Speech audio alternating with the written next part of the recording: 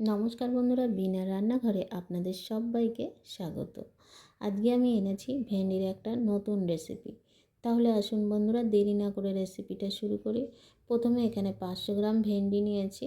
ভেন্ডিগুলো প্রথমে ভেন্ডিগুলো একদমই জালি। প্রথমে আমি ভেন্ডিগুলো ধুয়ে নিচ্ছি। দুইবার একটু জল পাল্টে পাল্টে ধুয়ে নেব।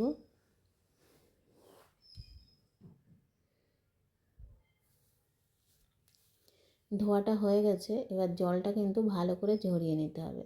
এইবার যেটা করব সেটা হচ্ছে দুই মাথায় একটু ফেলে দিলাম, দিয়ে আমি এইভাবে পিচ করে নিচ্ছি।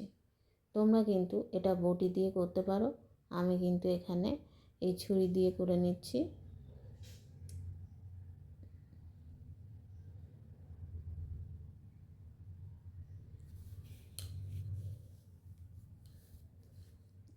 কাটাটা হয়ে গেছে। এবার এই ভেন্ডির জন্য একটা মশলা বানাবো। তার জন্য একটা বাটিতে আমি প্রথমে হলুদ সর্ষে, তারপর লাল সর্ষে নিলাম, সব কিন্তু 1 চামচ করে, পোস্ত নিলাম 1 চামচ। এবার কাজু কয়েকটা কাজু নিয়েছি। এবার আদা, কাঁচা লঙ্কা, আর এটা যেটা নেব সেটা হচ্ছে 1 চামচ জিরে আর গোলমরিচ নিলাম। এবার সামান্য জল দিয়ে আমি কিন্তু এটা শিলনোড়াতেই পেস্ট করে নেব। তোমরা চাইলে কিন্তু মিক্সচার মেশিনে করতে পারো, কিন্তু শিলনোড়াতে বন্ধুরা বাটলে কিন্তু তার স্বাদ কিন্তু দারুণ হয়। তোমরা একবার দেখো শিলনোড়াতে বেটে কত সুন্দর হয় বাটনাটাও। একদম দারুণ হয়েছে, চন্দনের মতন পেস্টটা হয়ে গেছে, দেখলেই বুঝতে পারছো। এবার আমি তুলে নিচ্ছি।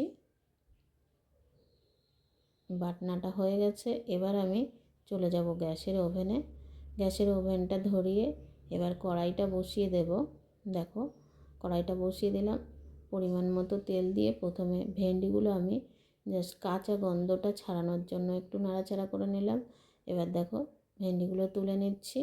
এই কড়াইতে আবার কিছুটা তেল দিয়ে ফোড়নে দিলাম 1 চামচ কালো জিরে আর একটা শুকনো লঙ্কা। একটু ফ্রাই হয়ে গেলেই একটা দিয়ে দেবো টমেটোটা একটু ভাজা হয়ে গেছে। এবার যে মশলাটা পেস্ট করেছিলাম সেটা আমি দিয়ে দিলাম। এবার দিয়ে দেবো পরিমাণ মতো হলুদ, লবণ,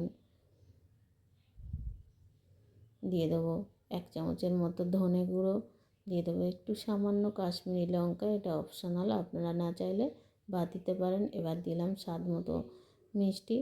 ভালো করে মশলার সাথে কষিয়ে নিচ্ছি বন্ধুরা। এখানে অনেকক্ষণ কষাতে হবে, যতক্ষণ না এই মশলা থেকে একটা তেল ছেড়ে আসছে। এই যে তেল ছেড়ে আসছে, যতক্ষণ না তেল ছাড়বে ততক্ষণ কষাতে হবে, না হলে কিন্তু মশলার এই কাঁচা গন্ধটা থেকে যাবে আর তরকারিটা কিন্তু একটুও ভালো লাগবে না। এই যে একদম তেল ছেড়ে আসছে। এবার দিয়ে দেবো যে ভেন্ডিগুলো ফ্রাই করে রেখেছিলাম সেটা দিয়ে দিচ্ছি। দিয়ে মশলার সাথে আর একটু সামান্য কষিয়ে নিচ্ছি।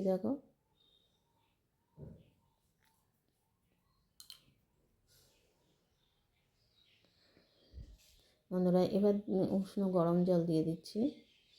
এখানে কিন্তু ঠান্ডা জল দেবে না, এখানে সামান্য উষ্ণ জল গরম দিলে ভেন্ডির তরকারিটা খুব ভালো লাগবে খেতে।